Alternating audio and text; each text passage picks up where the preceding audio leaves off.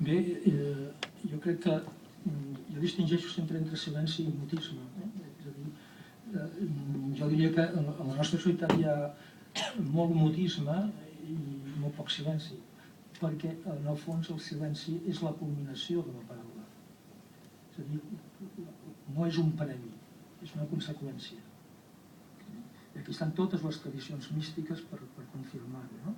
És a dir, no hi ha un començament al silenci, sinó que hi ha un començament a la paraula. Jo sempre cito uns versos de Rilke que diu: benaurats els qui saben que darrere de tots els llenguatges hi ha l'inexpressable.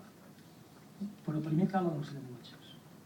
Primer calen, perquè és la condició, jo diria, fonamental de l'ésser humà com a homo loquens. És a dir, jo ja crec en això d'arribar al silenci.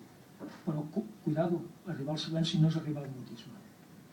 Però no és quan un calla que brota aquest silenci interior? Aquest silenci és una qüestió de...